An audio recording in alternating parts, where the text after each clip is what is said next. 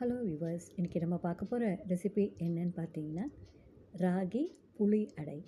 இதுக்கு தேவையான பொருட்கள்லாம் என்னன்னு பார்க்கலாம். கேழ்வரகு மாவு 1½ கப்பு, சின்ன வெங்காயம் ஒரு 12, பச்சை மிளகாய் 2, எலுமிச்சை சாறு 1 டேபிள் ஸ்பூன், கடுகு 1/2 டீஸ்பூன், உளுத்தம்பருப்பு 1/2 டீஸ்பூன், முருங்கைக்கீரை 1 கப்பு, உப்பு தேவையான அளவு, எண்ணெய் தேவையான அளவு. இது எப்படி செய்யலான்னு பார்க்கலாம். முதல்ல ஒரு கடாயில் எண்ணெயை விட்டு காஞ்சதும் கடுகு உளுத்தம் பருப்பு போட்டு தாளித்து பொடியாக நறுக்கின வெங்காயம் பச்சை மிளகாய் சேர்த்து நல்லா வதக்குங்க. ஓரளவுக்கு நல்லா வதங்கினதும் முருங்கைக்கீரையும் அதிலே போட்டு நல்லா வதக்குங்க.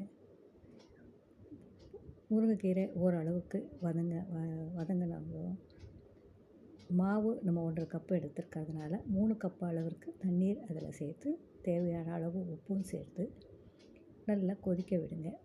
ஓரளவுக்கு நல்லா கொதி வந்த பிறகு எலுமிச்சை சாறு அதுலேயே சேர்த்து நல்லா கொதிக்க விட்டு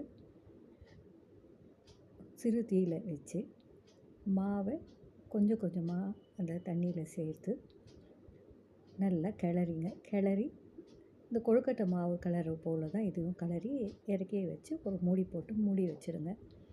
ஒரு 10 நிமிஷம் அந்த சூடுலேயே அந்த மாவு வேகட்டும். அப்புறம் கை பொறுக்கிற சூடு அவரெல்லாம் ஆறின பிறகு லேசாக தண்ணி தெளித்து இல்லை கையில் தண்ணி தொட்டு மாவை நல்லா பிசைங்க. ஓரளவுக்கு நல்லா பிசைஞ்சு ஒரு வாழை இலையில் எண்ணெய் தடவி அடை போல் தட்டி தோசைக்கல்லில் போட்டு 2 பக்கமும் எண்ணெயை விட்டு சிவக்க எடுங்க. இது ரொம்பவே நல்லது.